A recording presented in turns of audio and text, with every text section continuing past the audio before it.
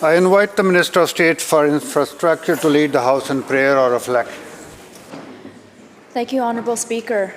As the protests that erupted in Iran over the death of Mahsa Amini enter their 9th week here and all over the world for women, for life, for freedom, I'm reminded once more of Persian poet Saadi Shirazi's famous poem about humanity. Bani odam mozoya yek pekeran, ke dar afarinesh zayek goharand, cho ofsvi bedard over aruze gardegarovs hora namonat karard. Tokas menate digaran bikami nashoyed kenoma nahand odami. Human beings are members of a whole, in creation of one essence and soul. If one member is inflicted with pain, other members uneasy will remain. And if you have no sympathy for human pain, the name of human you cannot retain. Zan, Zindagi, Azadi. Thank you.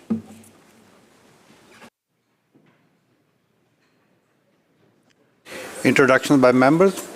Minister of Energy and Mines. Thank you, Mr. Speaker. Joining us in the members' gallery this morning are two members of our consular corps here in British Columbia.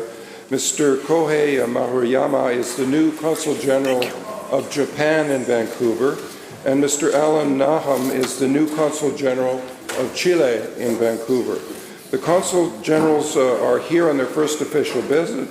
They will be meeting with me over lunch later today. This afternoon, they will be meeting with you, Mr. Speaker. The Consul General of Chile will also be meeting with the Minister of Jobs, Economic Recovery and Innovation, and representatives of the Ministry of Indigenous Relations and Reconciliation. British Columbia, I think all members are aware, has strong and deep relations with both these Pacific-facing countries, and no doubt the discussions will include the recent meetings between our Prime Minister and the President of Chile on the margins of the APEC Economic Leaders meeting in Thailand, and as well as high-level interactions with Japan at the G20 and other recent meetings. Would the House please make them and their delegations feel very welcome this morning?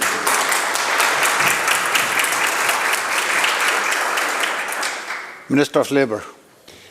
Honourable Speaker, thank you very much. I'm very, very pleased to advise the House that in the gallery today is my constituent Donna Carla and her friend Mary Gall. They traveled all day today, I think, and they're here, and please help me. I give them very, very warm welcome. Member for Maple Ridge Mission. Today I'd like to welcome, as we all do from time to time, our constituency office staff come, and we all know how hard they work for all of us, and so just wanted to have a shout out to all of the constituency assistants, but of course I have two of my assistants here. I have Tara Cook, it's her first time in the House, and Alyssa Hupler-Polyak, who I share generously with the member from Vancouver, False Creek, and Sunny Schiller, who isn't here, but I just wanted to congratulate her on being elected as a councillor for the Maple Ridge Council. And of course, the unsung hero, Sophia Cruzcamp, who's worked with many of our members. She's become quite the amazing, I guess, fixer of many issues throughout our government caucus. So want to make, please give them all a warm welcome. Thank you. Member for Caribou-Chilcotin.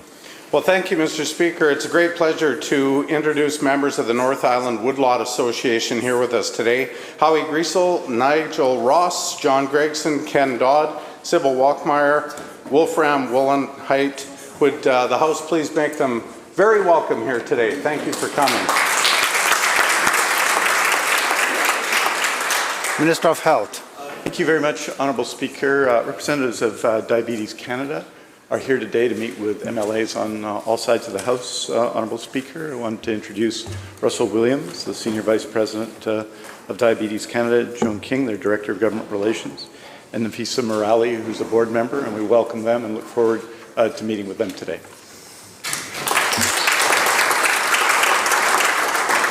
Member for Prince George Valemount. Thanks very much, Mr. Speaker. I want to join the Minister of Health in welcoming the representatives that are here from Diabetes Canada today. They do an exceptional job when it comes to education, to research, and to support. We know what a significant challenge this issue is, not just across Canada, but particularly in British Columbia.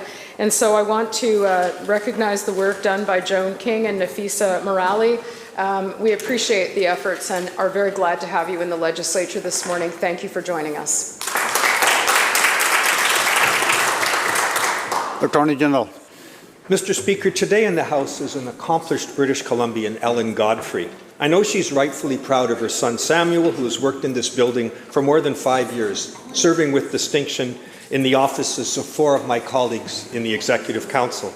I know she's also proud of her daughter Rebecca, whose recent passing is a great sorrow for many, and I extend my condolences to Ellen and her loved ones.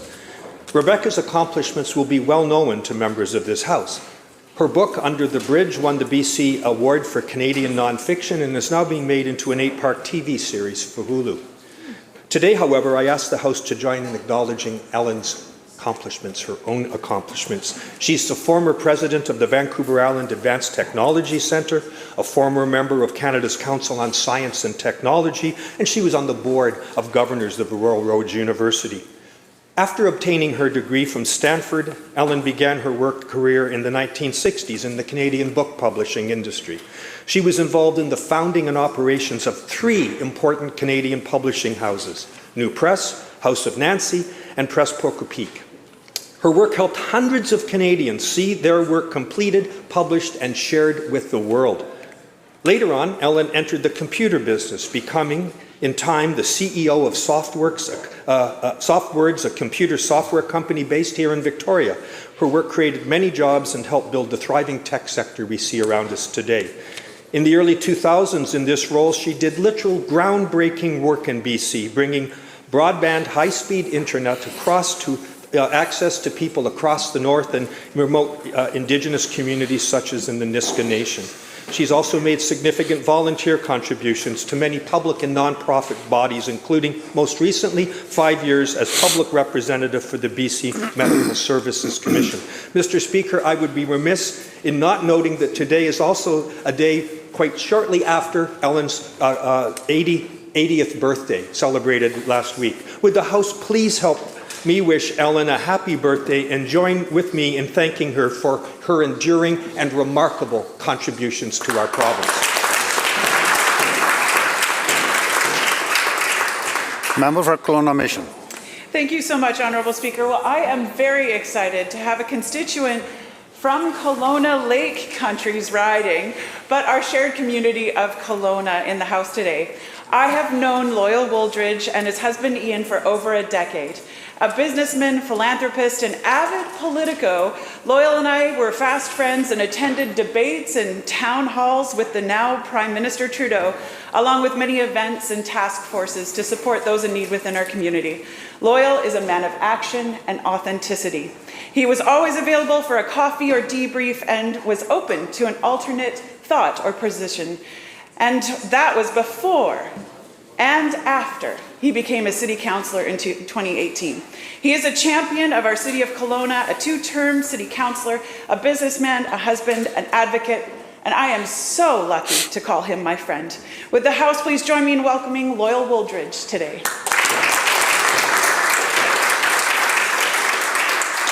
Minister of Children and Family Development. Thank you, Honourable Speaker. Today we have students from Esquimalt High School visiting. They're here with their teachers Tim Zemenak and Alison Hoffman. I had the great pleasure of visiting with them and having a really interesting discussion with them just a couple of weeks ago. Would the House please make them very welcome? Member for Richmond Steveston. Thank you. I know that many of us here know that we are able to do this work with the support of our families, and I wanted to take a moment to honor mine. It is birthday month in my household, and I've missed a lot of birthdays. So won't you please join me in wishing my husband Trevor, my kids William, Matilda, and Sullivan happy birthday. Thank you.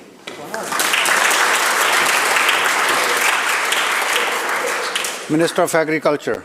Thank you very much, Mr. Speaker. I have the great pleasure to introduce a fabulous part of my Ministry of Agriculture staff today. My Food System Partnership Unit and my Feed BC team are here visiting. I'm so proud of them. They bring me a lot of joy in their briefings. I'd like to introduce Martha Anslow, Aletha Bosky, Christina Waters, Michaela Bubb, Linda Dunn, Zach DeVry, Taryn Negran, Jennifer Walsh, Taylor Jeffrey, Christina Boris, Stacey Irwin, and Olid Saldiga. I'm really proud of all of the work you do, and I couldn't do this without you, so thank you for everything. I'd also, Mr. Speaker, like to just add one more thing. A few weeks ago, or a couple weeks ago, it was Remembrance Day. And I was unable to get back to my own constituency of Saanich South. My brother is the fire chief of Delta, and so I thought I might as well go try and hang out with him. I gave the member from Delta South a bit of a heads up that I would be there. And before I knew it, I had the most welcoming call from the mayor of Delta, inviting me to officially participate in their Remembrance Day service. Not only that, Mr. Speaker, the member from Delta South asked me to walk with him as in the procession, and also to walk up with him to lay the wreath at the cenotaph in Ladner. When we got to the moment where we were to lay the wreath, the member handed me his wreath and I laid it for both of us. And I just want to say that that was very kind, and I want to thank him for his generosity of spirit. Thank you.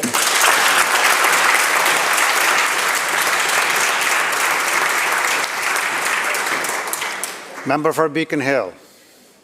Thank you very much, Mr. Speaker. I rise today to welcome Chris T., who is here with us. Chris is a trans activist and executive director of the Rainbow Health Cooperative. Rainbow is a volunteer-based, not-for-profit cooperative with a mission to promote gender wellness through education.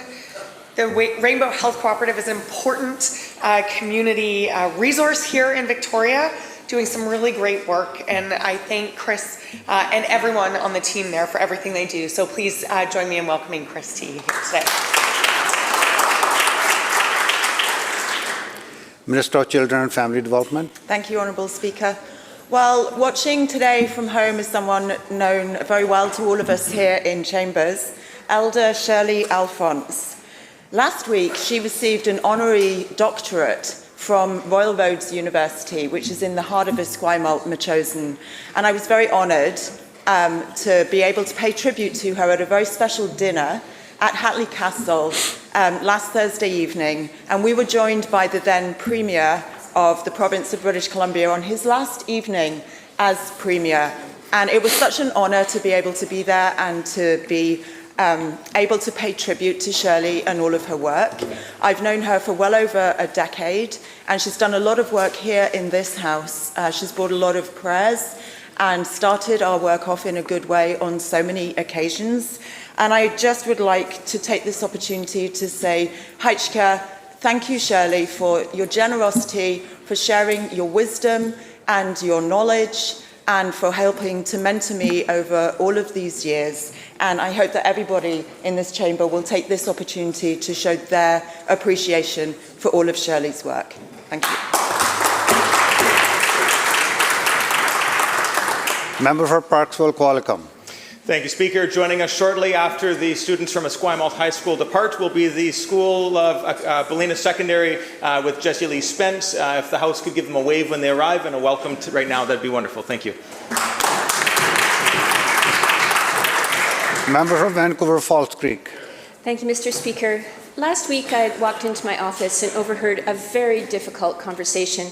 A gentleman was on a call, and at times he was very angry. At other times he was incredibly, unconsolably sad. At no time was he calm. But calm is exactly what was happening on the other end of the call, and always does, from this wonderful CA that I share with my friend and colleague from Maple Ridge. Will the House please join me in thanking and welcoming Alyssa Helper-Polyak to the precinct.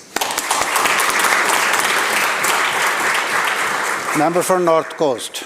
Thank you, Honourable Speaker. Today I'd like to introduce a constituent and the newly elected, I guess you could say re-elected, because he's served in past years, Area A Director for the Central Coast Regional District. Steve Emery comes from Denny Island, home of Shearwater, and he has been there forever. I can't remember how long, but he is a jack of all trades. He does everything for the community. He is the president of the Chamber of Commerce.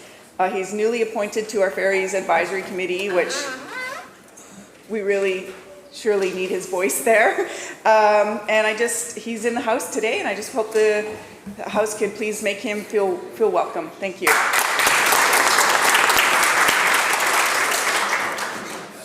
Member for Kootenay East. Thank you, Mr. Speaker. In the precinct today, we have Jeff Morrison. Jeff is a jurisdictional manager for BC for Canadian Association of Petroleum Producers. He's also the chair of the BC Oil and Gas Research and Innovation Society, which is an organization that promotes research aimed at improving the environmental performance and regulation of oil and natural gas activities. Jeff is here speaking to opposition to discuss the importance of the oil and gas sector and what it means to British Columbia. So would the House please welcome Jeff.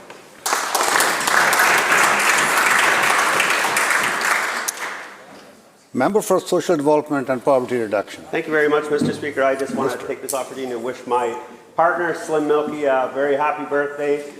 You all know him. He's been around here a while. And I just want to take this opportunity to wish him happy birthday. I don't know if he's watching, but if he is, you'll all get a critique later. Thank you.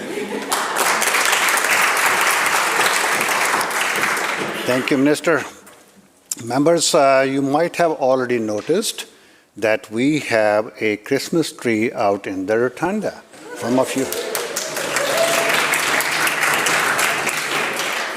This morning I had the pleasure to presiding over the delivery of our official Christmas tree. The tree's arrival marks the beginning of the holiday season. And I want to say on behalf of all of us, thanks to the Fleming family for donating those trees every year. This year, the tree is 31.4 feet long. It's Douglas fir, so please enjoy. And I also want to say that it was a team effort to hoist that tall tree. All the members from the Fleming family, plus Surjit Tanota and his crew from the Legislative building, they worked so well. So it looks so beautiful. So please enjoy. I want to say thank you to each and every one of them for doing it.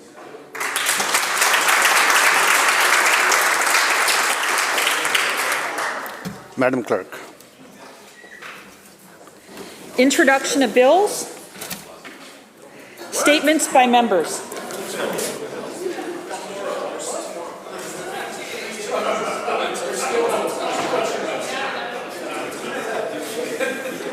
Opposition House Leader. Thank you, Mr. Speaker. Well, the woodlot license program in British Columbia is sometimes referred to as a win-win-win for licensees, the government, and the public. This is thanks to its ability to maintain community-friendly forest tenures with licensees managing a small portion of provincial forest. It's a unique opportunity that sees private citizens given the opportunity to be involved in the management of the public forest resource that we all hold dear. Woodlot licenses operate well above the expected standard, striving to market logs locally and supporting local wood manufacturing. They are highly dedicated and committed and have worked very hard to gain the support of the communities within which they operate. Unfortunately, their future operations and services, indeed their livelihoods, are at risk. Licensees continue to voice concerns about crippling policies meant to mitigate issues that woodlots did not create in the first place, issues they are confident they can manage within their sustainable and small-scale operational unit. They are also concerned about the potential dismantling of the woodlot license program for good. This lack of certainty is incredibly stressful for these family forest operators, and frankly, Mr. Speaker, they deserve better. They deserve answers and hope and optimism for their futures. It's my hope that woodlot licensees will have their concerns heard and that they will receive the satisfactory and fair solutions that they are currently seeking.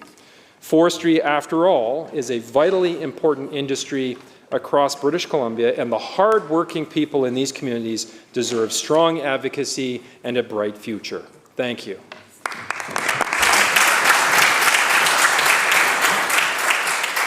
Member for Nelson Creston. Thank you, Speaker. This may come as a surprise, but a lot of cannabis has historically been cultivated in the Kootenays.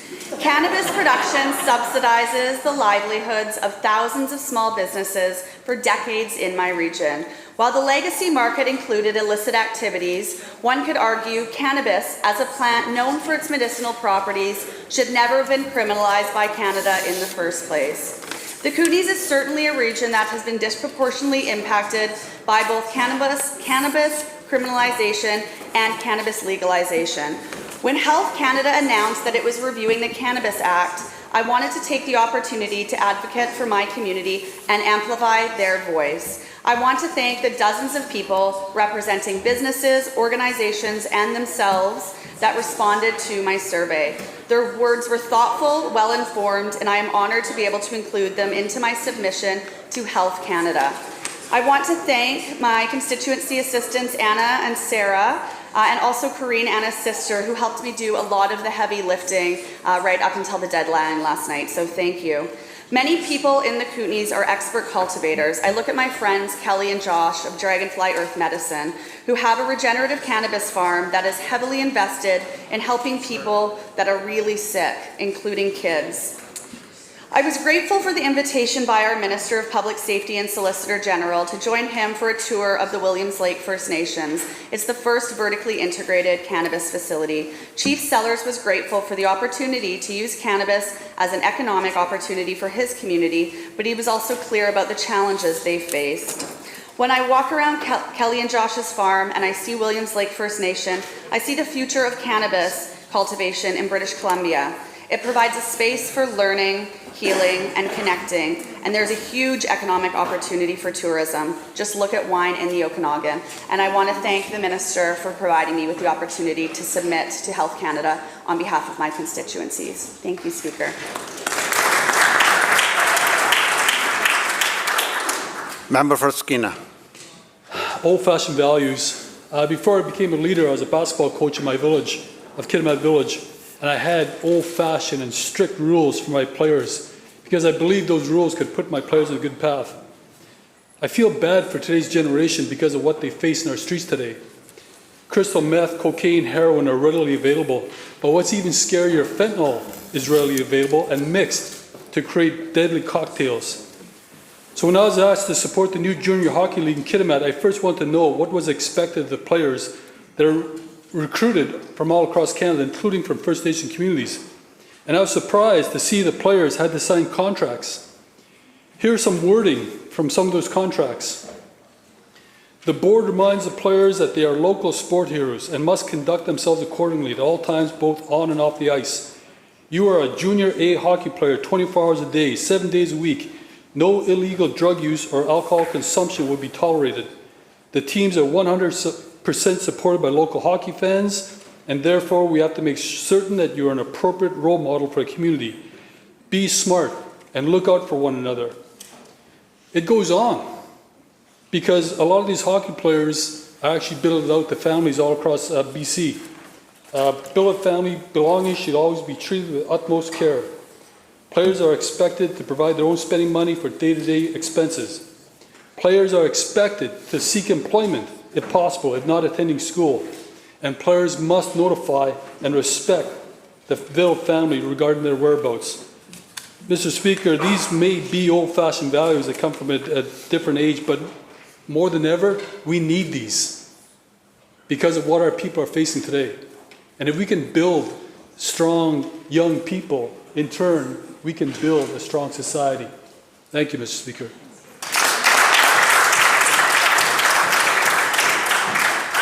Member for Maple Ridge Mission. Well, thank you very much, Honourable Speaker. Imagine having an idea to change society for the better and seeing that come to fruition. Now imagine, Honourable Speaker, seeing that same idea transform over 50 years. That's exactly what we celebrated a few weeks ago, the 50th anniversary of the Ridge Meadows Recycling Society. Now, in 1972, no one recycled or even knew what recycling was.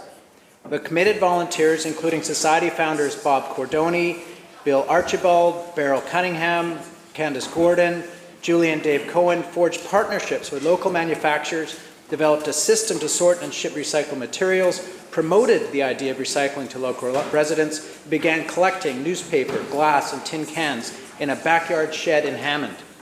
Now, as collection grew and they opened their first depot beside the Cottonwood landfill to continue educating community members about recycling, they really made an impact on the society. And as time went on, this depot grew and they added staff, including the addition of mentally challenged employees from the community. The society also grew its volunteer base and continued to expand and provide award-winning enhanced recycling services and other programs to the community. And now they're an integral part of Ridge Meadows community, hosting Earth Day celebrations every year and spearheading the Repair Cafe, where residents can bring their broken appliances or stuffed animals to get repaired. Now, the celebration at Wanacall allowed the founding members a chance to reflect on the astonishing achievement of seeing a society grow and flourish for 5 decades, inspiring us all to do more for the environment. Special thanks to all the past and present current members, staff and volunteers, and to friends like Linda King and Craig Spears for their work with the Society, and Executive Director Kim Day, and of course Leanne Cohen, who's continuing her parents' legacy, working, engaging community with the Society. Thank you very much, Honourable Speaker.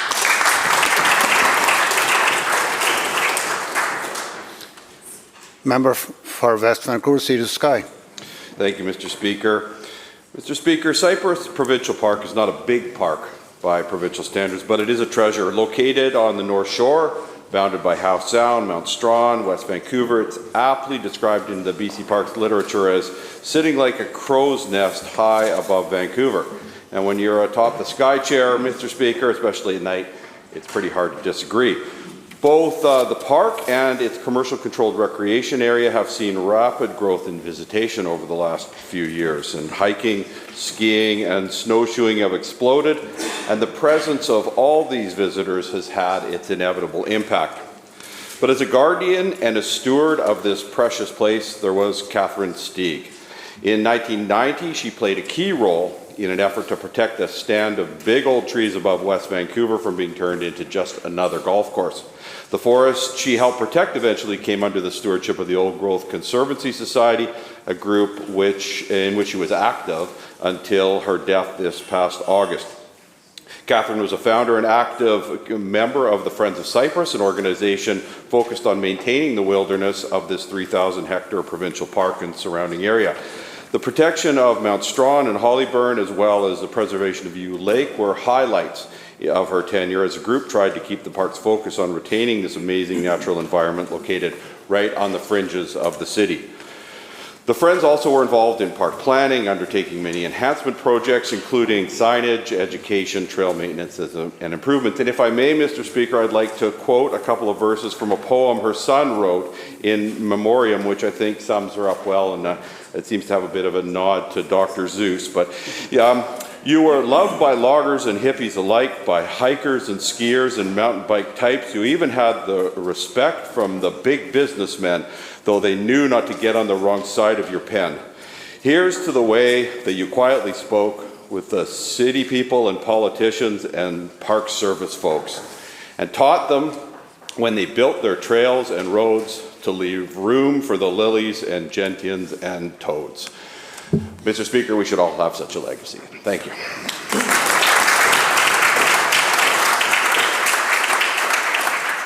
Member for Burnaby North. Thank you, Mr. Speaker. I'd like to tell you the story of the little creek that could. It's a true story about Weechon Creek, a severely damaged stream that runs through the heart of Burnaby, and it's being brought back to life. In the early 1900s, it was a popular fishing spot. People swam there. But throughout the last century, it was dammed, urbanized, industrialized, and culverted. And it became a dumping ground for old mattresses and tires. And it became sterile for salmon and other species that once thrived there.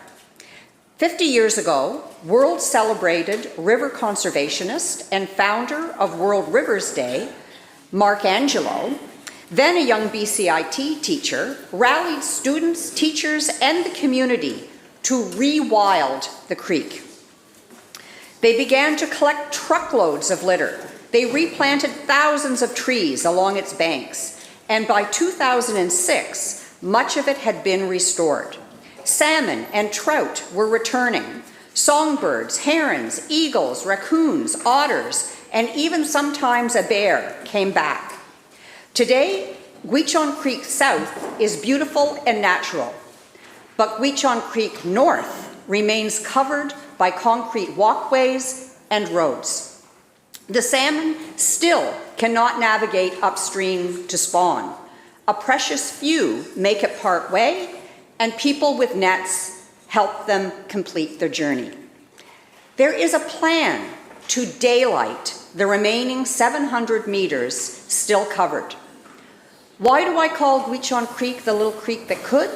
Because that's what Mark Angelo calls it in a beautifully illustrated children's book he wrote to document the restoration of what had been, as one elder put it, her ancestors' Safeway and Costco. It's a story of hope, of community solidarity, something I would argue needs to be restored and sustained as much as this little creek. Thank you.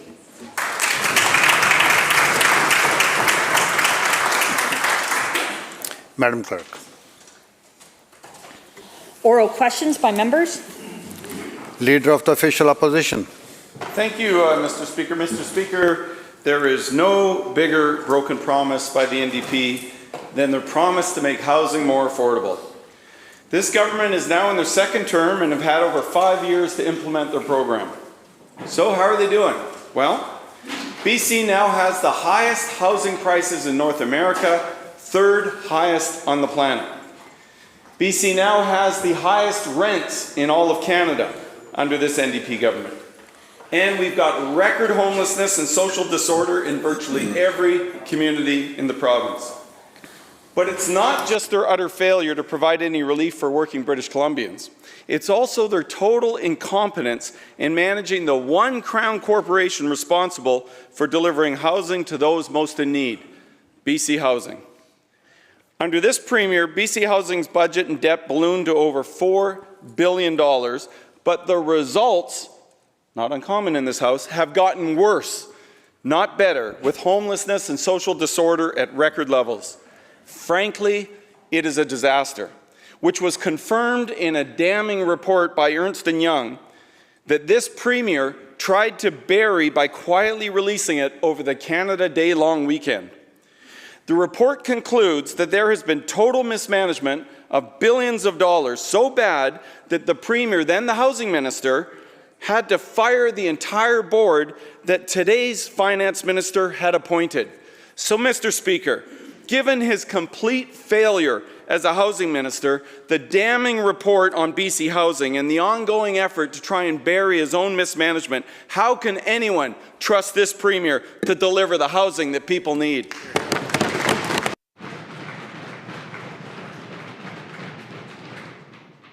Attorney General and Minister responsible for housing.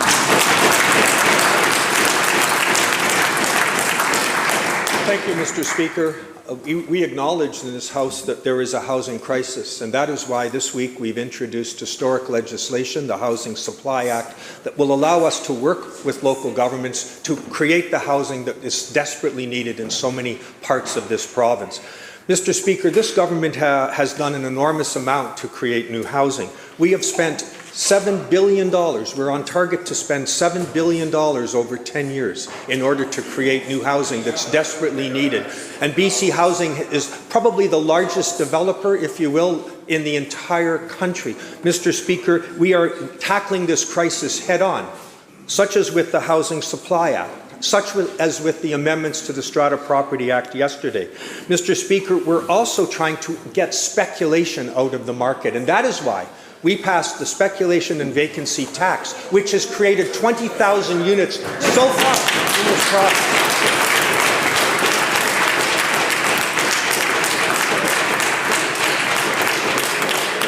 the Honourable Leader of the Opposition believes that tax is unfair. He said these are not speculators, quote, these are people that have a second property they're being forced to pay an additional cost. Mr. Speaker, we disagree. We think that's one step among many that needs to be taken, and we're going to continue to work aggressively in that direction.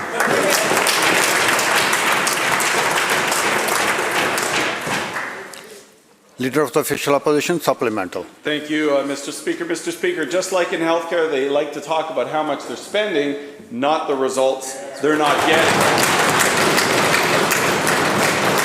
Mr. Speaker, the mismanagement at BC Housing under this Premier is staggering, especially since when you consider they have only built 9% of the 114,000 homes they promised to build within 10 years, and they're halfway through their mandate already in that 10-year period.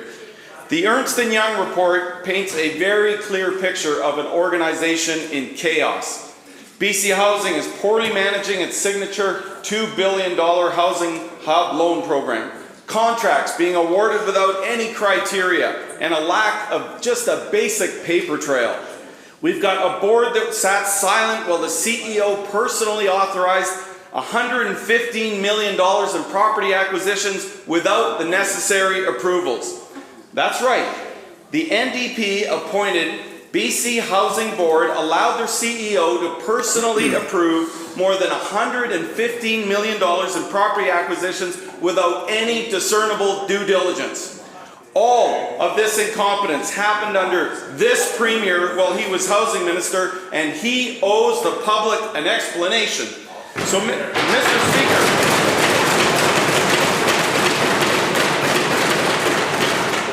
Speaker, given the fired board, the chaos, and the mismanagement, will the Premier do the right thing and order a full, independent, and transparent audit of the mess that he is overseeing at BC Housing?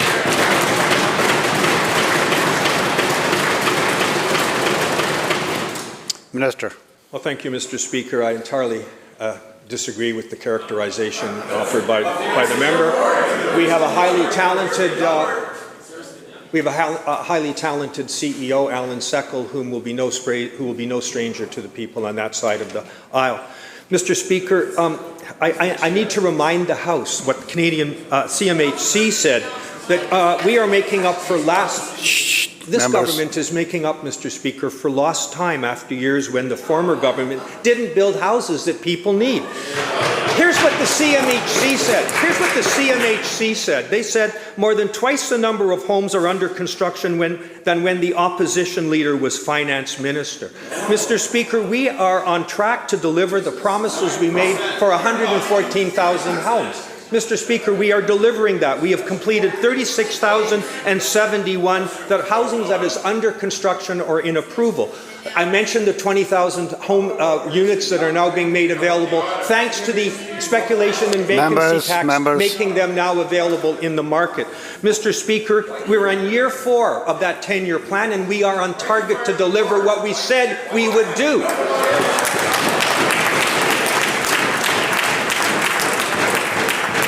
Mr. Speaker, I would remind the Honourable Leader of the Opposition that when the BC Liberals were in power, they came and cancelled every NDP affordable housing project when they got the ability to do so in 2001.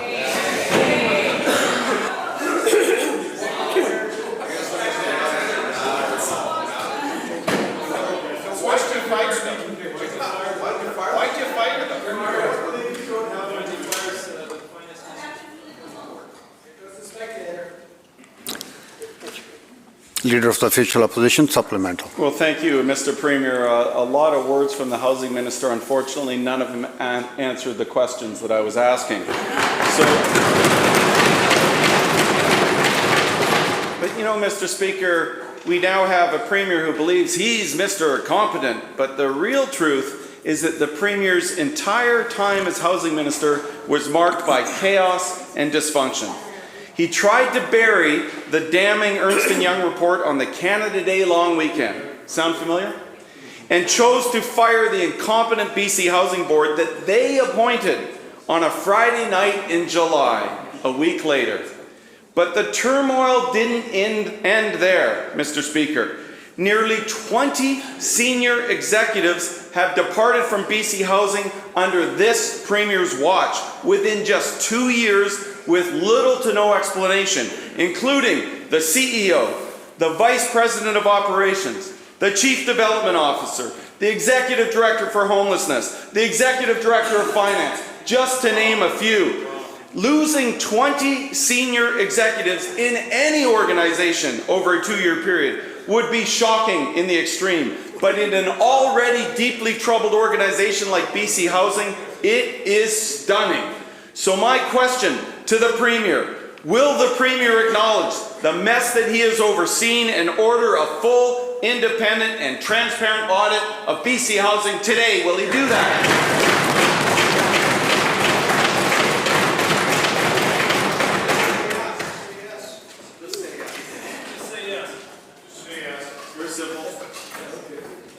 Minister. Mr. Speaker, we commissioned a report.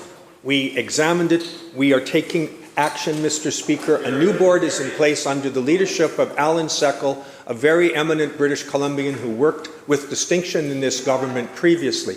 Mr. Speaker, the rest of Canada is envious of BC Housing and the extraordinary accomplishments that they have made.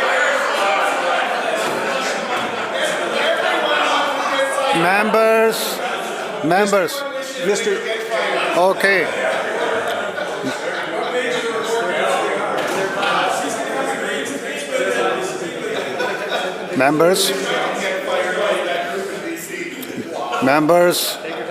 Member, you're wasting your precious time. Come to order. Thank you, member. Minister will continue. BC Housing is on track, as I said, to spend $7 billion over 10 years to address the housing supply crisis in our province. I was in Cranbrook last week and met with the Mayor of Cranbrook, who is anxious to work with BC Housing in problems that their community is facing. And I've had conversations with people across British Columbia praising us for the work that BC Housing is doing in their community. Do we have a housing crisis in British Columbia? Yes, we do. Do we have the people to do the work? Yes, we do, and we're proud of the work that they're doing for British Columbia.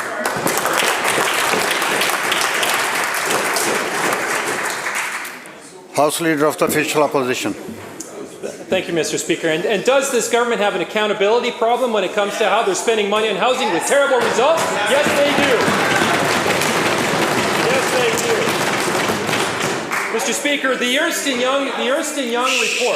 The Ernst Young report is actually a part of a damning string of reports for BC housing, and it's evidence of a housing program in chaos. Thanks to a whistleblower, the opposition has acquired leaked documents of another audit, damning audit, that was covered up by this Premier. Another accounting firm, this one BDO, was retained to do a financial review of Atira. Now, Atira is BC's largest nonprofit housing provider with an annual taxpayer-funded budget of $41 million. Mr. Speaker, that review outlines severe financial mismanagement and a complete absence of oversight. It shows that Atira has been making financial decisions with draft budgets, not actual final budgets, that had, and I quote, incorrect, incomplete, and misleading information, end quote. This report was covered up at a time the Premier was also pouring hundreds of millions of taxpayers' dollars into a housing program that was in absolute chaos, without basic oversight and with worsening outcomes. Mr. Speaker, the Premier chose to bury the BDO report detailing this financial incompetence. Will the Premier do the right thing today and order a full, transparent, independent audit of BC Housing and Atira?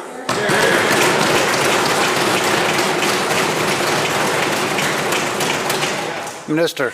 Thank you, Mr. Speaker. Well, we did initiate a review of BC Housing to look at their organizational capacity and financial systems and control, and to make sure that they were appropriately supported to deliver on a very much expanded budget and mandate since the NDP came to power, Mr. Speaker. And the report was commissioned, an independent review was conducted, and the work is underway to implement those changes.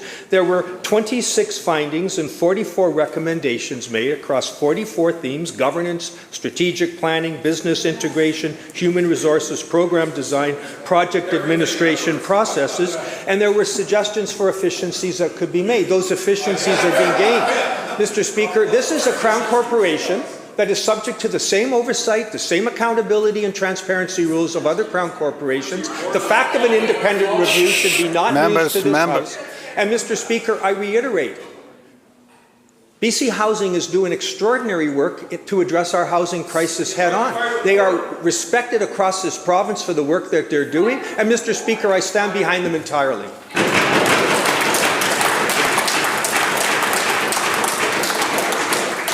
Opposition House Leader, supplemental.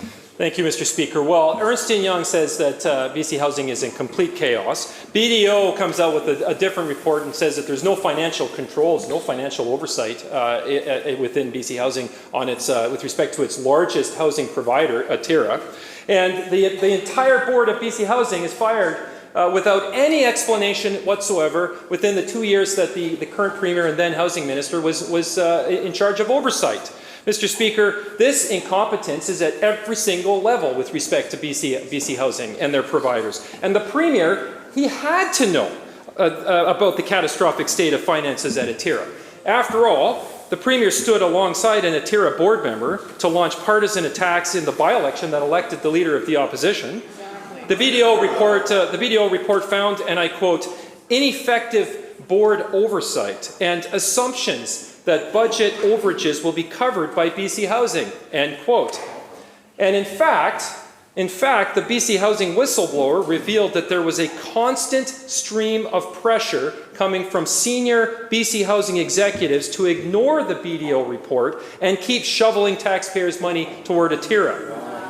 BC Housing funds Atira's $41 million annual budget, but get this, Mr. Speaker, just 7.5 cents of every dollar that Atira invests actually goes to client services. And this month, despite repeated calls for transparency, Atira's CEO gallingly refuses to disclose her taxpayer-funded salary. There has been a stunning misuse of taxpayer dollars at Atira with no oversight and no accountability. The Premier must order a full, independent and transparent audit of BC Housing and Atira. My question to the Premier is this: at minimum, will the Premier at least stand up today and disclose the taxpayer-funded salary of the CEO overseeing Atira, again, an organization that is clearly in absolute disarray and failing the very people that it's supposed to be helping?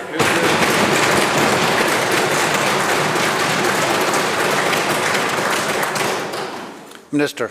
Well, thank you, Mr. Speaker. As I said, an independent review was commissioned. There has been great growth in BC Housing as we expand and implement our aggressive housing policy. And we have taken steps to ensure, through the independent report, that better governance arrangements are in place. That's nothing new. They have an implementation plan that is in place, and we're working with BC Housing to figure how we can best respond to the recommendations that were made. That comprehensive implementation plan will include a work plan for 2023, and that'll be completed sometime in the next few months, Mr. Speaker. We want to ensure, on behalf of British Columbia, that BC Housing has the tools necessary to respond to the enormous new demands that are made upon them with oversight and decision mechanisms that do the job. Mr. Speaker, we have a great deal to be proud of in BC Housing. They're going to continue to do the work that's necessary because we know they're a part of the solution to the housing crisis we all face.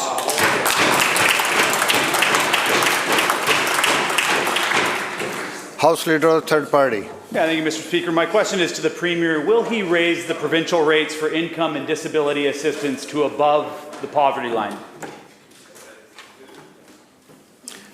Minister of Social Development.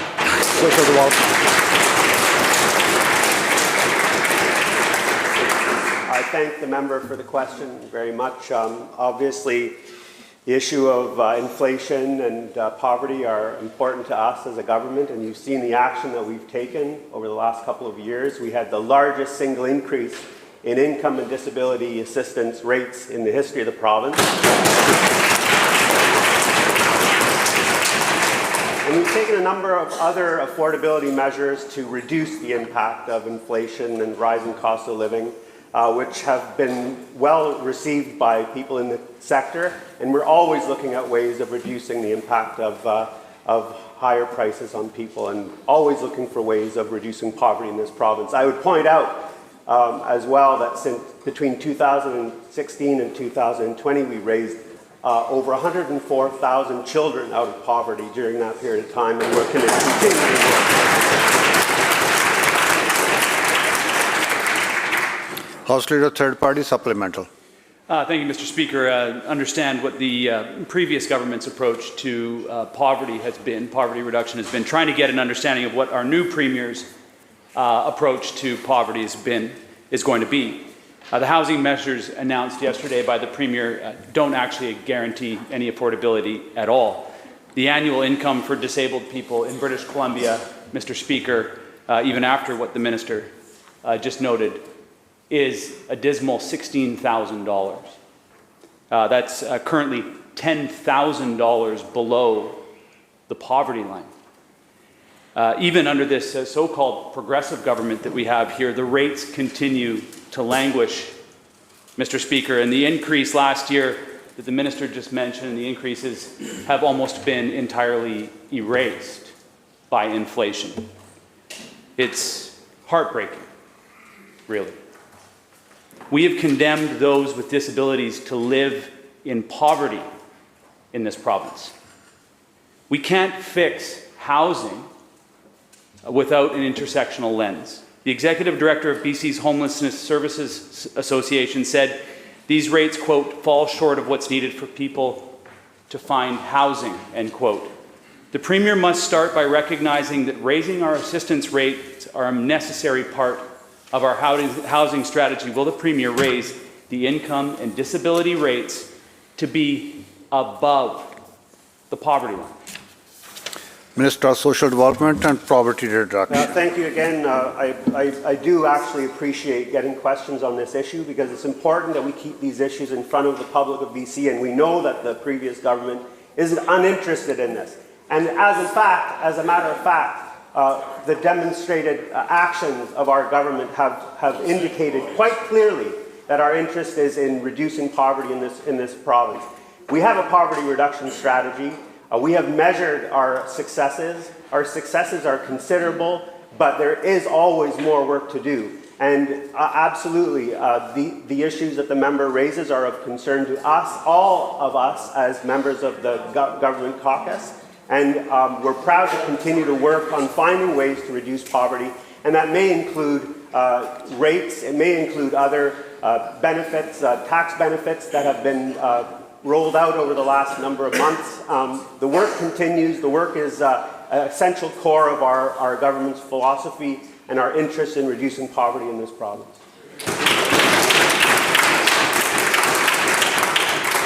Member for Prince George Valemount. Thank you, Mr. Speaker. Well, housing and homelessness have never been worse in this province than under the Premier's watch. Record high wasteful spending with record low results. The failure to act on the concerns with Atira raised in the BDO report had devastating consequences. The BDO report found, and I quote, "Staff look for ways to reduce the pressure on cash flow with other downstream consequences," end quote. Let those words sink in. That means cutting corners. On April the 11th, the Winters Hotel, operated by Atira, burned down in a deadly blaze that tragically killed 2 people. Media reports and Freedom of Information documents show that prior to the deadly Winters fire, fire extinguishers were empty and had not been replaced by Atira. How can the Premier possibly possibly justify the unconscionable decision to bury a report revealing that Atira was cutting corners just months before the deadly blaze occurred? Minister of Housing. Certainly, Mr. Speaker, we empathize with the situation that was just raised by the honourable member. There is no cutting of corners or anything of the sort, Mr. Speaker. That issue is under investigation, and I can say to this House entirely that there are changes that are being made in the governance arrangements of BC Housing. I've described them before. More will be coming as we implement those changes to an organization that has grown exponentially since this government came to office and decided to take the housing crisis seriously. Member for Prince George Valemount, supplemental. There wasn't cutting corners. The fire extinguishers were empty. And that wasn't all. There were multiple failures at the Winters Hotel. Not only were there not working fire extinguishers, the building's sprinklers and fire alarms weren't working at the time. Minister can speak about being empathetic. There were no working fire extinguishers or alarms. There is absolutely no accountability or transparency. How on earth can anyone take this Premier at his word when he buried a report and in the end of the day, people died? Will the Premier today do the right thing? Will he commit to a full, independent and transparent audit of BC Housing and Atira? British Columbians deserve that to be done. Hear, hear.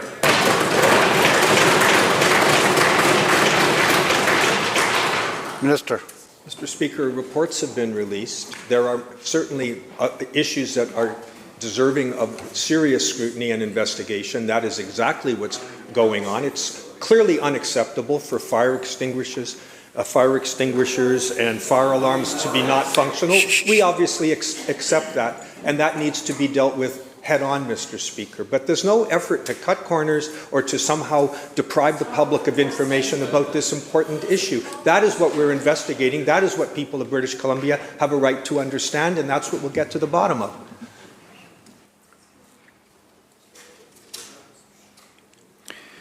Member for Peace River South.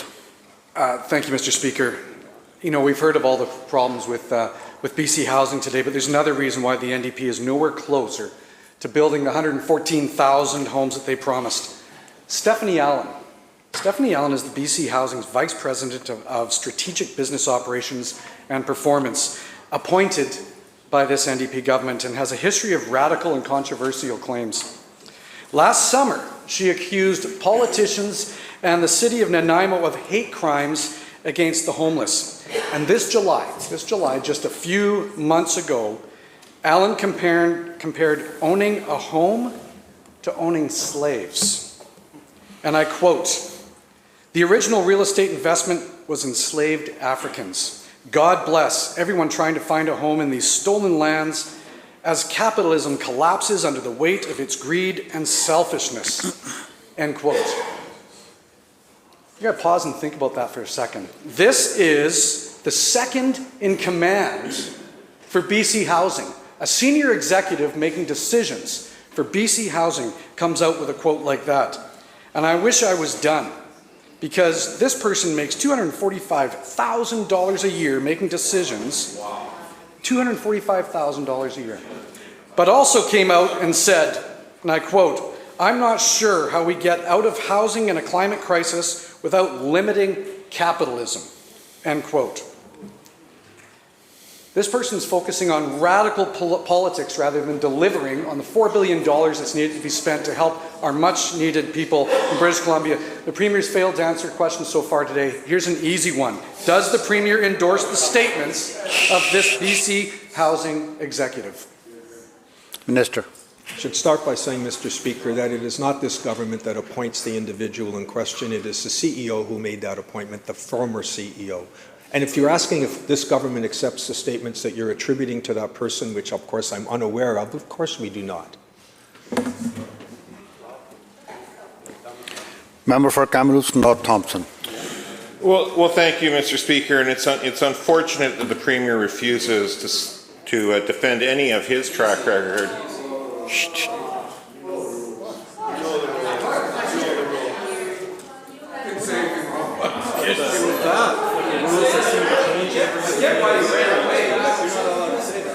Members,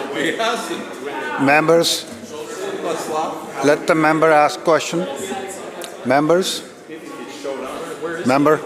continue. Mr. Speaker, time and again, the public. Members, please continue. Time and again, the public and the opposition have been calling on the Premier to stand in account for his track record and his history of handling of the BC housing file. And time and again, he has refused to answer and refused to take any accountability for his lack of action and his failures on this file. We've heard about the Ernst Young report, which resulted in the firing of the board and resulted in 20 senior executives realizing that they should probably get out while their reputations were still intact.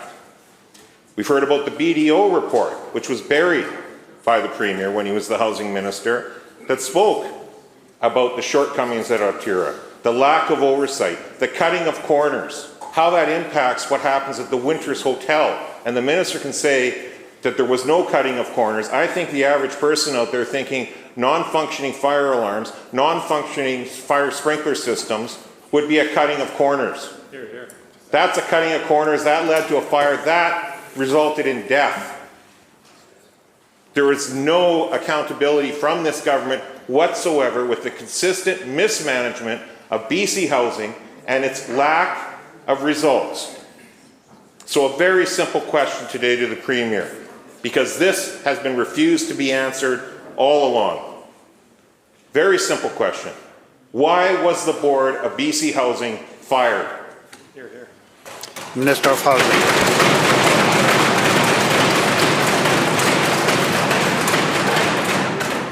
Thank you, Mr. Speaker.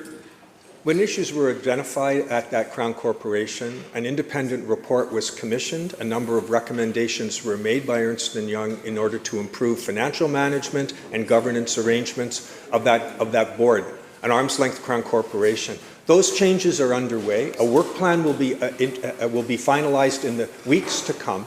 And, Mr. Speaker, those changes respond to the extraordinary growth of the work that BC Housing has had to do as we step up to do the work that was never done under the former government. That is delivering homes for British Columbia.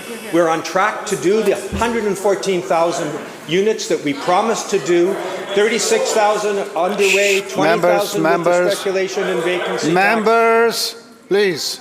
And Mr. Speaker, with the bills that have been announced this week, the expansion of housing supply in partnership with our municipal partners, we believe we'll be able to address the housing crisis head on for British Columbians.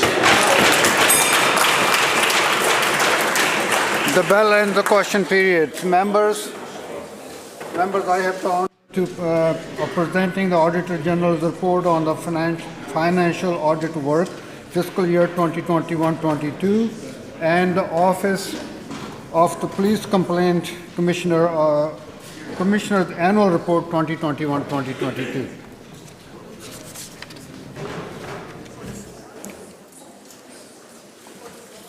Member for Courtney Comox. Thank you, Mr. Speaker. I'm presenting a petition of 152 names requesting the Non-Emergency Medical Travel Assistance Plan, also known as TAP, to be expanded from covering travel costs to registered specialists to further include referrals to general practitioners with specialists when people have to move out of their communities to seek medical attention. Thank you. Madam Clerk. Orders of the day. Government House Leader. Thank you, Honourable Speaker. In this chamber, I call continued second reading Bill 37, Energy Statute Amendment Act. In the Douglas Fur Room, Committee A, call the committee stage Bill 42, Provincial Sales Tax Act. And in Section C, the Birch Room, continued committee debate on Bill 41, Workers' Compensation Amendment Act. Member for Peace River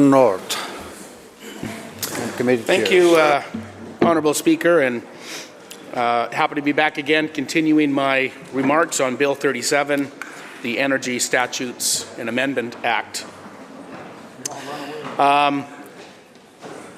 You know, as I mentioned a couple things yesterday in my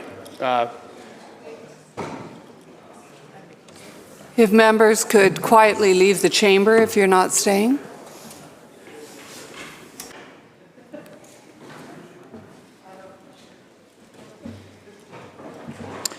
Yeah, thanks, Madam Speaker. You know, glad to have the opportunity to talk on this bill, and talked quite briefly yesterday. In fact, I think I just kind of got a bit of an introduction on speaking about what this bill does, and you know, and the support that we have around always looking to improve services, to improve things that, you know, make our province tick. As I mentioned yesterday, the Oil and Gas Commission, I would say, is kind of dear to me. I live in Fort St. John. Of course, that's where the Oil and Gas Commission was headquartered some 25 years ago by the NDP government. A good decision then, and I don't think we will argue that. But I think what we need to look at, though, is how this could impact. And I mentioned very briefly yesterday about the unintended consequences around what this bill could possibly do. Of course, I also live in the heart of the oil and gas sector, predominantly natural gas. There's not an awful lot of oil, but there is oil. But certainly the heart of the natural gas industry here in British Columbia. An industry that contributes billions of dollars, has been mentioned by my colleagues previously, that contributes billions of dollars into the provincial revenue stream to support the incredibly important things that we all need. Healthcare, whether we look at healthcare, making sure our roads and infrastructure are up to par. You know, we have a group of school kids coming in, and welcome. Just to let you know, we're in the middle of a bill debate on the Energy Statutes Act, so listen along. There'll be a test on it later. Member? Oh, yes, I think there's an introduction coming here. Yes. Yes, Minister of Forests. Thank you so much. Is leave granted? Oh, is leave? Aye. Leave is granted. Well, on behalf of the member for Parksville Qualicum, I want to also invite welcome the second group from the Belenis High School. And I just have a bit of information for the students here. Your teacher, Mr. Wiley, is known to me as Roman. I've known him since he was born, actually. I was there on the day of his birth, so I have all kinds of dirt on him. So if you would like to talk later, we could have a great conversation about Mr. Wiley's life. They're all shaking their heads yes. So you're here today for the discussion in the House on legislation, and the member is speaking in response to the legislation that was introduced. It's the Energy Statute Amendment Act, which is critically important to the province, and so you're going to hear the member from the opposition providing his views on the bill, and if we get to it, we'll actually have the minister stand up and finalize his comments on the bill. I'm not sure if we'll get to that in the time you're here, but it's great that you're here to see democracy in action, and welcome to the legislature on behalf of all of us. Member, you may continue. Thanks, thanks, Madam Speaker. Thanks, Minister, for that introduction as well. So, as an industry that does contribute billions of dollars into the provincial revenue, as I mentioned, it's extremely important that we embrace British Columbia's resource sector. It doesn't matter what it is, whether it's forestry, our mining, our fisheries, the natural gas industry. These are all extremely important pieces of what makes British Columbia tick, and providing the money for the things that we all want. We want good healthcare. We want a good education system. You know, we want our infrastructure upkept. We want our vulnerable taken care of. And these are all important things that I worry with Bill 37 could have some unintended consequences regarding what the impact could be on the investment atmosphere here in British Columbia. And, you know, as British Columbia is a leader in the world on natural gas extraction, the most environmental, ethical extraction in the world. Other jurisdictions around the world actually look to British Columbia, how we do it and how we do it well. But with that does come a lot of oversight, which is important.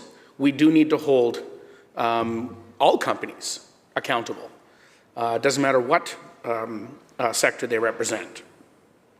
But we also need to see and have that balance. And my worry is and I'll talk a moment about some of the issues that stand out to me in Bill 37, is where we start getting this layering of red tape, oversight, red tape, like it's just overwhelming. We start to scare off people who want to invest in a safe jurisdiction such as British Columbia. We must know that we are not the only ones that are competing, especially now. We've seen Europe, as an example, completely upturned right now on getting a reliable source of energy. In fact, they can't. They are crossing their fingers that it's going to be a mild winter across Europe because there is a shortage of energy. And of course, we all know that energy shortage comes because of the tyranny that's happening right now in Russia with the unsanctioned war that's happening in Ukraine. And Europe has taken, and I'll talk a little bit about Germany specifically, but has taken the stance that we do not want to import energy from Russia because they know in turn it does go to supply revenue back into that regime, which isn't being used well right now, which is a good decision. And in turn, because of that decision, opens up an incredible opportunity for us here in British Columbia to look at, we have natural gas. I come from Fort St. John. I'm in the heart of the Montney Play. There is an abundance of natural gas throughout the entire Northeast. We have the skills. We have the infrastructure in place.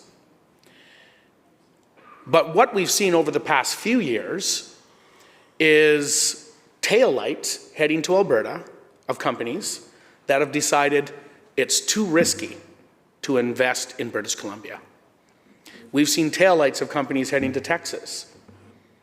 So we need to know that when we are looking at any resource sector, specifically I'm talking about the natural gas, is we are competing on a world stage to have our resource delivered to countries around the world that are trying to do better. And those countries for the longest time is China, India. And India is going to be an up-and-coming force to be reckoned with as their population is growing, the middle class is growing, the desire that they need for cleaner energy to get off dirty burning coal. China as well.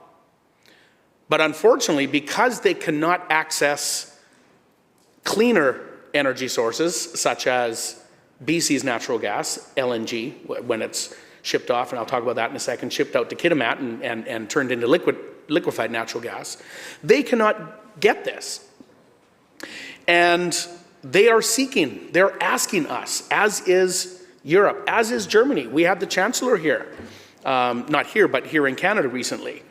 And the question was clearly asked, can you help us out? And unfortunately, the answer wasn't a yes. And that really worries me in a few pieces. Again, it shows that British Columbia and Canada is not necessarily open for business. When this opportunity is knocking on our door, and as we have seen our competitiveness deteriorate over the past 4, 5, or 6 years, in fact, I would almost safely say we're probably one of the most uncompetitive jurisdictions on the continent when it comes, I would certainly say when it comes to natural gas. It worries me that Bill 37 will just add another level, another layer of this red tape, of this more uncompetitiveness that we need to be looking seriously at. Where's that balance? And as I mentioned, Madam Speaker, I think we're over that balance now because we've become uncompetitive. Excuse me.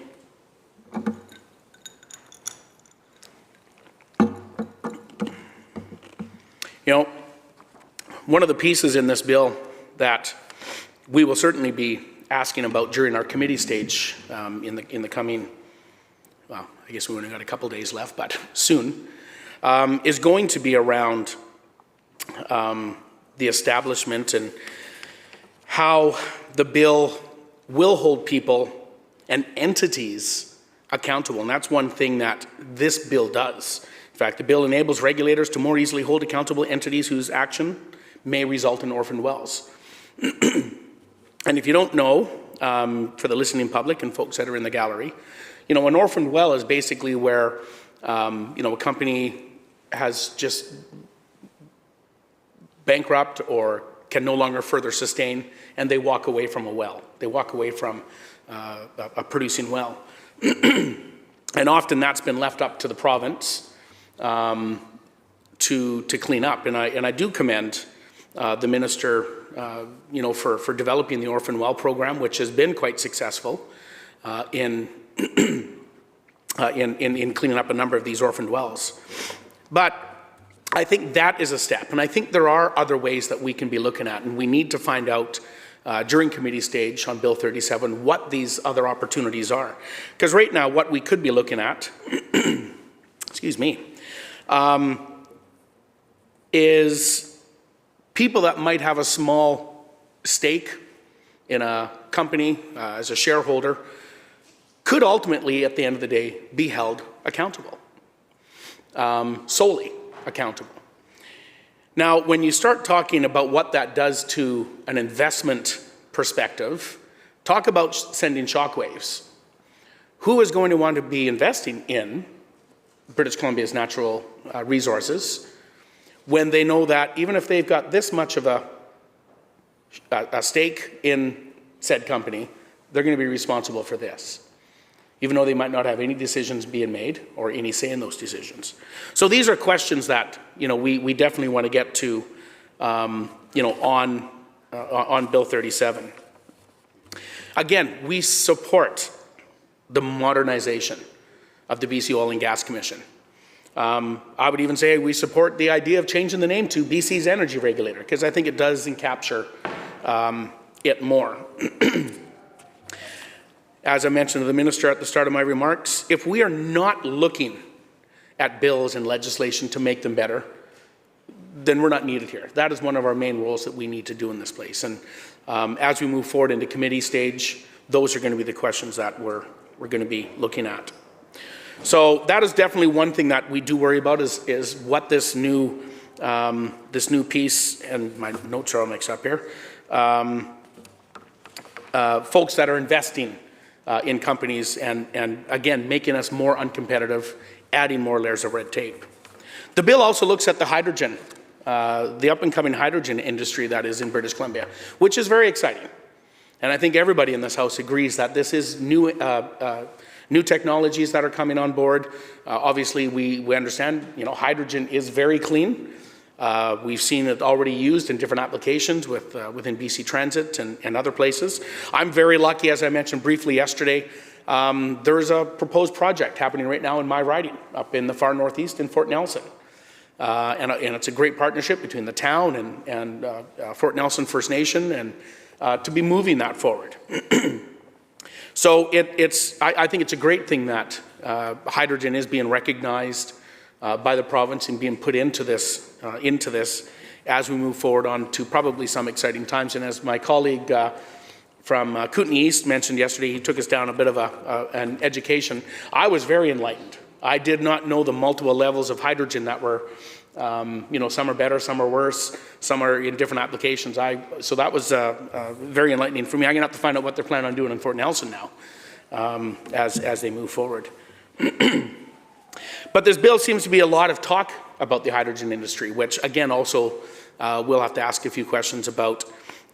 Is this the government's plan to turn solely that direction, or is this just being added? And again, something that we need to be looking at when we are looking at trying to attract investment into British Columbia, and the ability and the opportunity that British Columbia has to make a difference in the world in regards to cleaner energies that the world needs.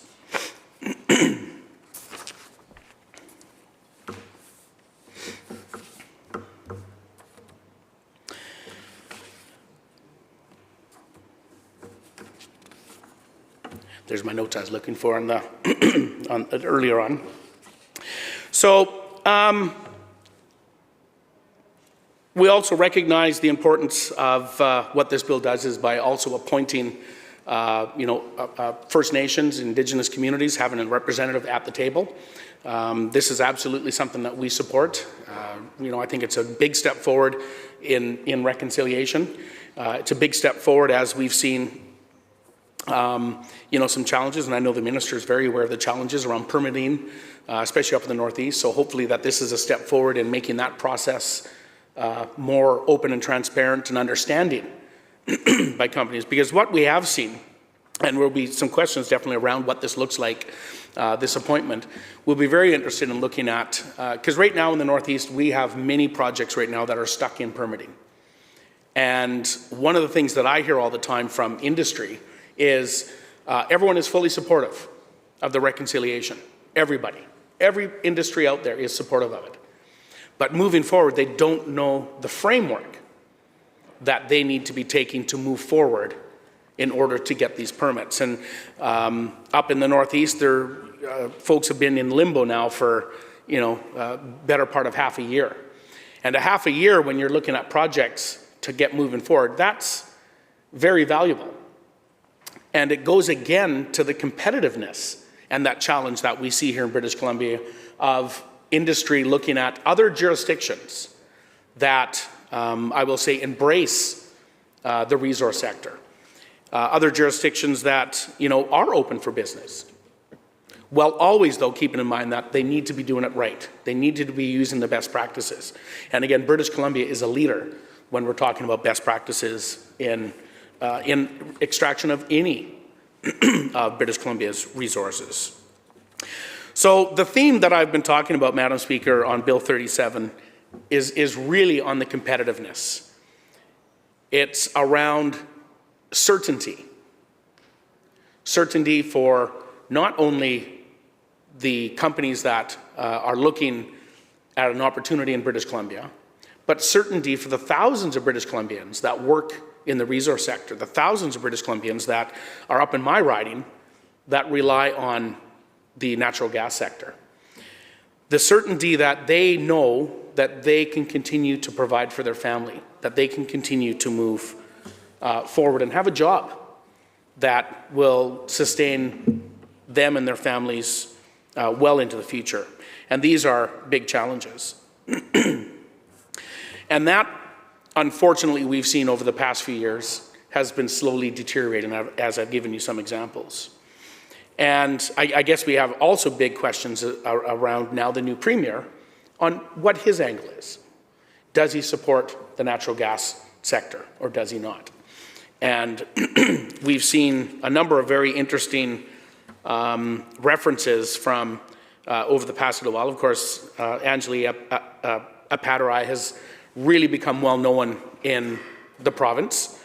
She is opposed to LNG, very openly, opposed to the TMX, opposed to mining, opposed to fossil fuels, generally speaking. So when we start seeing people from within the government's own party, the NDP, and the new Premier coming out saying that she would make a wonderful MLA, we wonder where the direction and the future of British Columbia's resource sector is and is going. And when we start hearing little things like that, and not just us in this House, the investment people, companies around the world watch us very closely. Watch things that are happening here before they make their decisions on whether they are willing to invest in British Columbia and whether they are willing to invest in British Columbians. So as we move forward, Madam Speaker, in concluding, we need to really make sure that we are asking the right questions in committee stage on Bill 37, finding out where the government intends to go regarding this bill, regarding British Columbia's incredible energy sector that really employs thousands of people, that pays for our education, it pays for our health care, pays for our infrastructure, pays for everything. And this is what worries me. So I look forward to committee stage, and with that, I'll take my place. Thanks, Madam Speaker. Thank you very much, member. Recognizing the member for Surrey White Rock. Thank you. That was, thank you, Madam Speaker. And before I begin my remarks, following my colleague from Peace River North, I will give a very special shout out to a little viewer at home who is probably sleeping in my bed right now because she is homesick. And she's probably wishing she's gone to school because her mom, I think, has put this channel on. So she's probably saying, I feel okay and I can go back. I don't need to see Dad right now talking about this. But Sasha, I hope you get better, and I will call and check in at lunch. And make sure you wash the sheets before I get home. But I will say this, is that very privileged to be in a caucus, or actually be in a house with members that serve areas of this province that give so much to us in terms of the resource sector. I represent the community of Surrey White Rock, and I spent, before I was elected, I spent a number of years working in the oil and gas sector. And I will say that one of the advantages of working there is getting to tour beautiful parts of this province that we don't usually get to see. And that is up in my colleagues' riding, whether it be Peace River North, Peace River South, other areas, my colleague, and going to check out Stikine and Kitimat, and going to those areas and seeing the investment made and how the birth of that investment, and just take, for instance, the work that my colleague did when he was Chief of Haisla. And he had a vision to support the people of his community through the resource sector. And I got to see the work that he did firsthand, and it wasn't work over months. It was work over a period of years. Years that he put into this. And I think that not only is his community better for it, not only is the province better for it, but I think the nation is better for the work that member put in terms of getting LNG to success in British Columbia. And I think that we are all indebted to that member for his service on that. I think we can all agree on that. I will say that we all look at the resource sector, I think, differently in terms of where we reside. But the one thing remains true is we all depend on it. We do. I remind folks that, when, especially this time of year, everybody does have some form of pipeline coming into their house to heat their home. It's natural gas. It doesn't magically just appear in our fireplaces or on our stove. It comes from an area, and it travels to get to your house. And I think that we are, it's such a matter of convenience for us to have that there, but I think that for a lot of us, we do not take into consideration the amount of work and the benefit to have that there in our province and in our nation. And I can see firsthand how that work was done. Like I said, I traveled many times up to my colleagues' riding of Peace River North and met with people that were employed by this sector and met with people that were able to purchase houses, purchase vehicles, go on trips, provide for their child's education through this sector. So in terms of Bill 37, I think it's important that all members of this House realize the impacts that the resource sector have on our individual constituencies. This bill expands the Oil and Gas Commission and its role in regulating oil and gas to also regulate hydrogen. Its name is therefore changed to the BC Energy Regulator. This legislation presented also expands regulatory and requires that one of the board members be a deputy minister and that another be of First Nations heritage. The bill also enables the regulator to more easily hold accountable entities whose actions result in orphan sites, abandoned wells, which is something my colleague spoke about just moments ago. Now, we fully agree with the actions to help develop the hydrogen industry in British Columbia. One question I think we would want to canvass with the minister, and assume we would do this at committee stage if we are fortunate enough to get to committee stage, is clear as the minister is the minister focused on a green hydrogen industry. British Columbia's existing oil and natural gas industry is very important, and while this bill is extensive,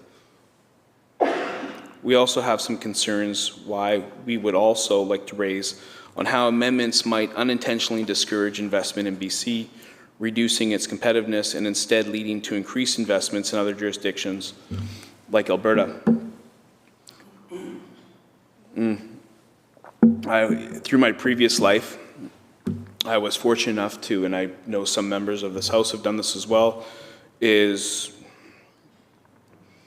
actually go to other jurisdictions, whether it be Asia, whether it be the United States, the UK, and meet with potential proponents in terms of investing in BC. And one of the things that they will ask is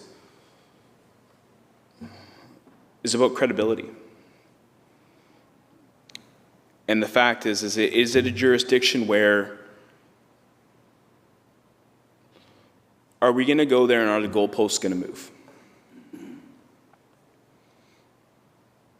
Are they going to change the rules when we get there? Are they going to say one thing and then when we plant our flag, it's now something different? And I do understand that industries and governments evolve and take different shapes and administrations do change, but at the end of the day, I think what investors have been consistent in saying is they just need to know what the playing field is. That's how they make their decisions. Whether they agree with it or they don't agree with it, they just need to know what the parameters are. And if those shift, and if those shift often, and if they shift sometimes dramatically, well, that gives, I think, pause to whether or not BC is a place that people can invest in. Several of its elements, particularly provisions for the working interest participants and liability for directors and officers, could in fact impact investment, certainly in British Columbia. The proposed approach could fundamentally alter the balance of risk for the regulated community in the province, which may have ramifications that at present aren't well understood. So again, this comes back to my comment that I just made, is taking all this into consideration. Investors are looking for certainty. They're looking for certainty in terms of the regulators. but they're looking for certainty in terms of government. One of the first things I think that we would be concerned with is how the provision of assigning responsibility that is not proportional to ownership could lessen investment in British Columbia. The current proposal suggests that the BC Oil and Gas Commission can hold WIP entirely responsible for obligations under a permit and the context of an orphan site, regardless of the ownership chair. Again, this is something that my colleague spoke about just moments ago. And I think this would fundamentally change how risk is balanced among partners. The requirements could reduce a company's willingness to become an investor in British Columbia, and certainly that would have ramifications on employment and financial contributions. Another concern that we would highlight is the absence of due diligence. Defense could deter capable directors and officers from acting in such a capacity in BC.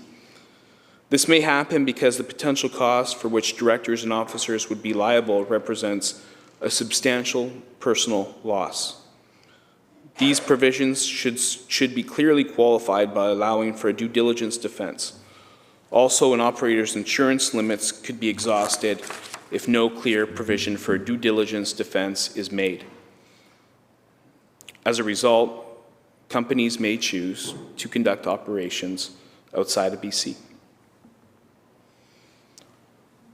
Further, we must base security for landowner compensation on risk and corporate health. Legislative amendments should be flexible to allow scrutinization to be administered by the BC Oil and Gas Commission as the province's regulator for the oil and natural gas sector. Now, we do understand the central intent of the proposed legislative amendments, which is to continue ensuring the industry fulfills its environmental and financial obligations.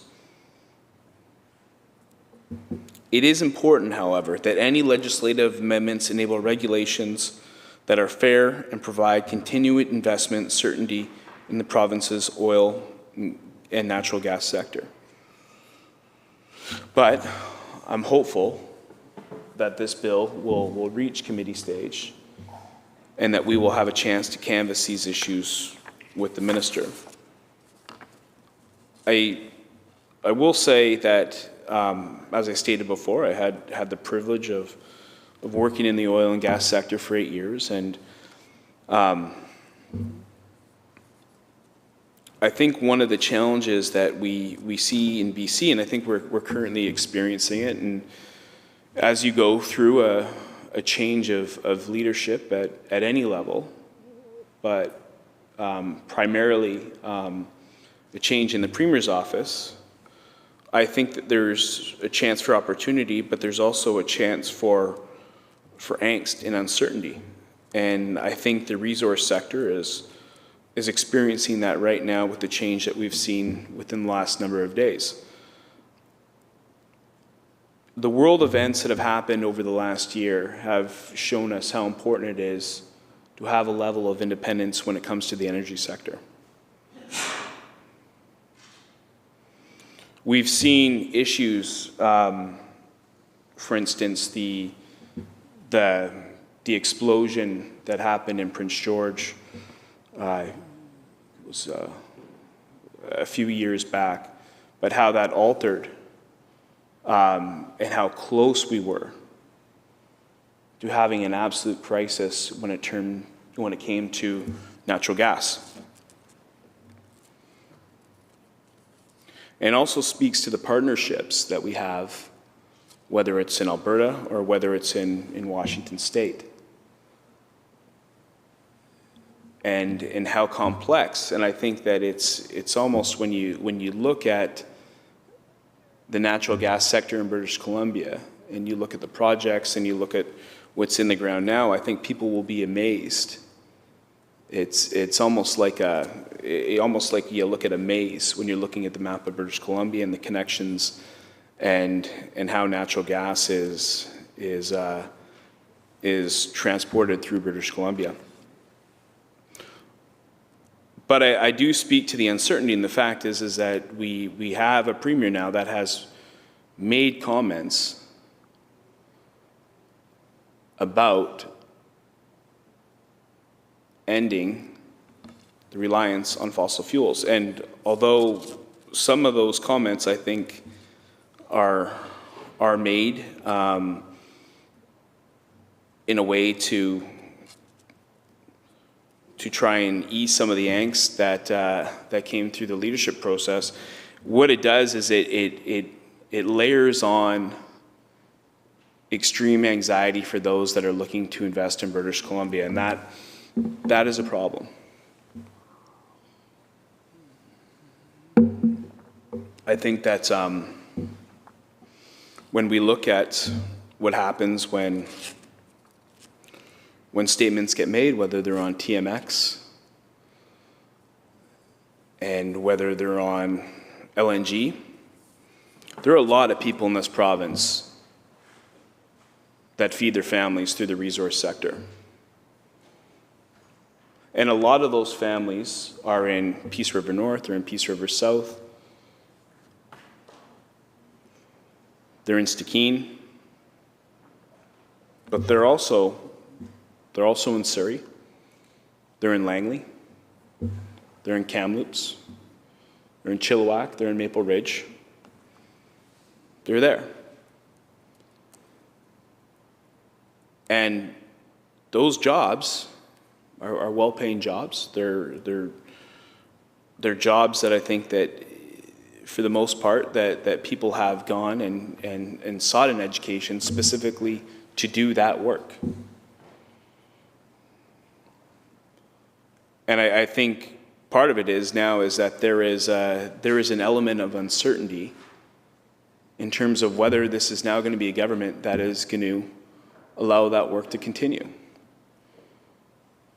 And we've talked about, I know that the third party has brought up phase 2 in terms of LNG Canada. And I think that there has been conflicting comments made by this government in terms of their support or lack of support for phase 2.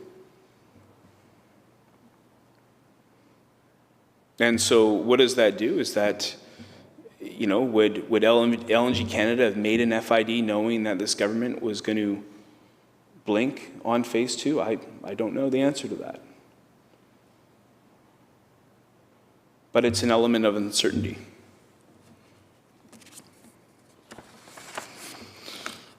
And I think at this time, as we see conflict in the world, and as I said, how important it is to have energy sustainability in our nation, in our province, we are blessed with the resources that we have.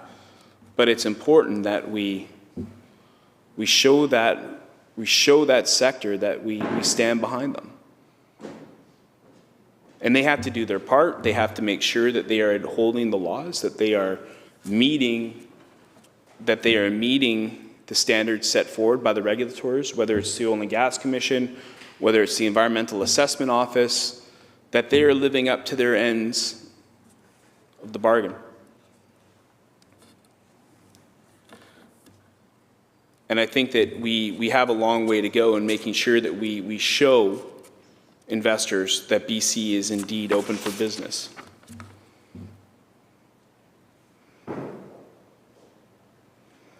So, how do we do that? I think one of the ways we do that is we be consistent. And like I said before, is that I think what the sector needs to know is they need to know where this government stands. Does it support the resource sector? Does it support development?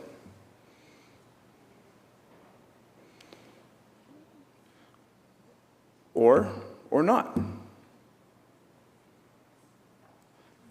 And I think that's the one thing that investors will always say, is that we just need certainty.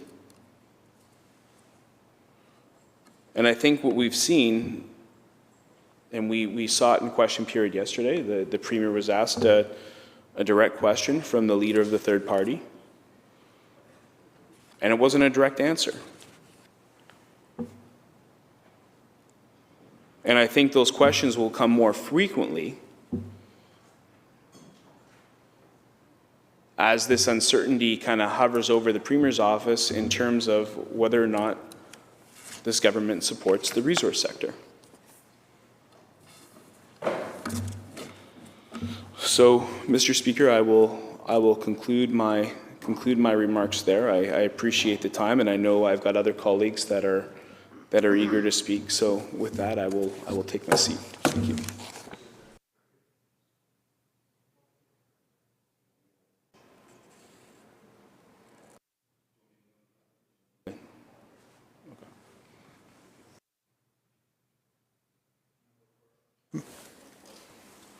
Yeah.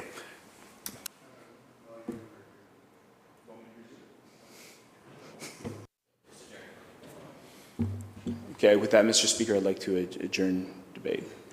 Member, you heard the question to adjourn the debate. All those in favor indicate aye. Opposed? Motion carried. Committee Chair. Mr. Speaker, Section A reports progress on Bill 42 and asks leave to sit again. When shall the committee sit again? Government House Leader? At the next sitting. So ordered. Committee Chair. Thank you, Honourable Speaker. Section C reports progress on Bill 41 and asks leave to sit again. When shall the committee sit again? Government House Leader? The next sitting. So ordered. Government House Leader. I move that we do now adjourn. Member, you heard the question. All those in favor indicate aye. Opposed? Motion carried. This House stands adjourned until 1:30 p.m. this afternoon.